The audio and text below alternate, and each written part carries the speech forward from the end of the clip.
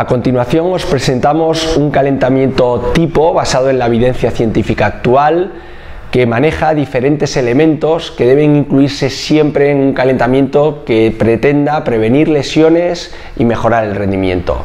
Elementos como una parte de activación que eleva la temperatura, una parte de flexibilidad dinámica, una parte de entrenamiento para la zona central, el core, una parte que mejora la estabilización y la potencia, acciones de aceleración, de frenada, y un final de calentamiento con acciones específicas, progresivamente más intensas, que se parezcan a la sesión que vamos a realizar y que de hecho se realicen con una intensidad igual o superior a la exigencia de la propia sesión. Podemos comenzar el calentamiento con una fase de precalentamiento. Es opcional. Esta fase de precalentamiento incluye ejercicios de respiración, de control postural, de visualización, y nos conllevará una mejora tanto del patrón de respiración como de la postura, así como el aspecto mental, conexión cuerpo-mente y realización de la sesión o competición. Es muy importante que en esta fase el deportista esté totalmente implicado y que su concentración sea máxima.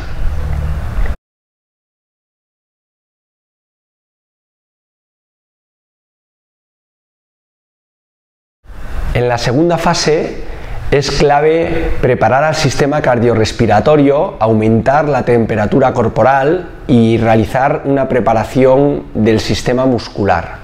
Para ello vamos a realizar desplazamientos variados y podemos aprovechar para poner el foco en la técnica de esos desplazamientos, la alineación corporal, el braceo adecuado, alinear bien la rodilla con la punta del pie, el aterrizaje con el antepié, y podemos utilizar diferentes desplazamientos donde el deportista vaya de forma continua y también donde el deportista tenga que frenar y salir, los aterrizajes.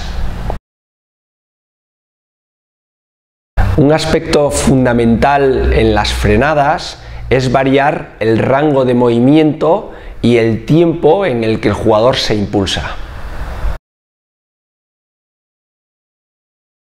Una vez que hemos aumentado la temperatura corporal de nuestros deportistas, podemos ir intercalando ejercicios de flexibilidad dinámica.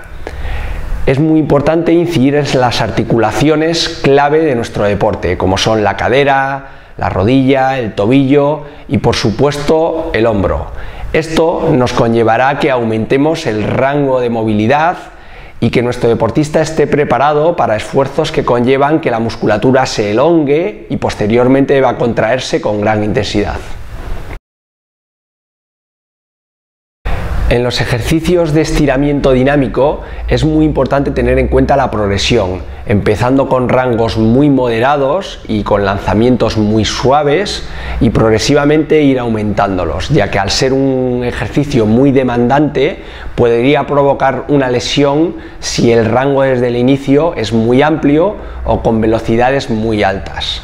Igualmente consideramos muy importante intercalar ejercicios de flexibilidad dinámica con ejercicios de activación cada vez más demandantes, en intensidad y en exigencia muscular, para seguir preparando al deportista a fases posteriores.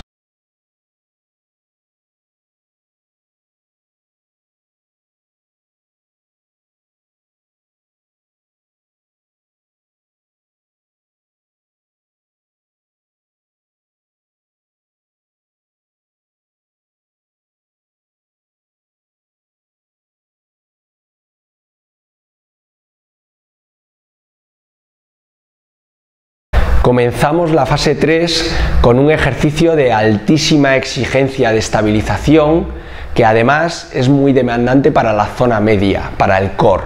Se denomina peso muerto monopodal a una pierna y el jugador se verá obligado a tener que estabilizarse primero para después ejecutar el movimiento.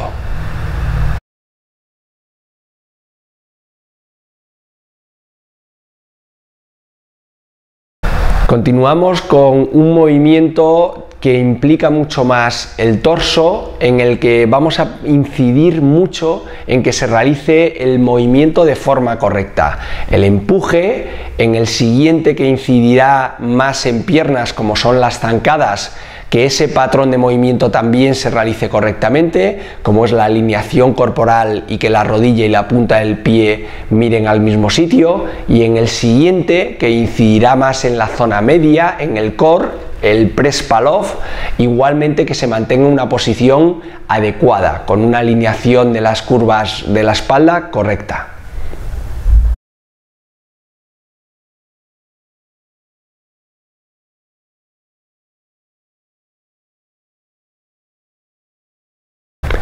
Continuamos con un ejercicio de miembro inferior, como es la sentadilla. Es muy importante aprender muy bien este patrón de movimiento, y una vez que se realiza adecuadamente le podemos incluir el salto. Ese salto tendrá transferencia para la preparación de todas las acciones de salto de balonmano, pero también para las aceleraciones, y por eso unimos un ejercicio de miembro inferior como es la sentadilla en salto con aceleraciones máximas.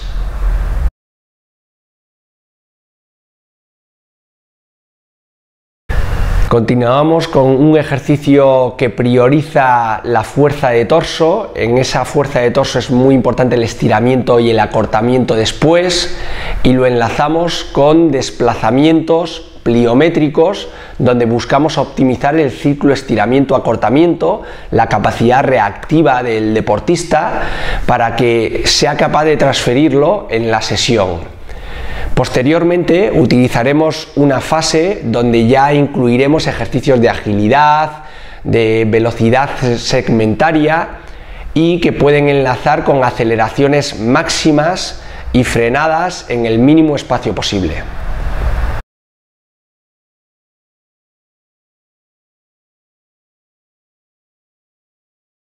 La última fase del calentamiento es la puesta a punto, y está compuesta por acciones específicas muy intensas. Más adelante hablaremos de ello y pondremos ejemplos prácticos. La clave de que esta fase tenga éxito es que esté muy relacionada con lo que voy a hacer en la sesión. Tipos de ejercicios tienen que ser similares, intensidades similares, incluso las características de la propia tarea tienen que ser similares a lo que voy a realizar en la parte principal.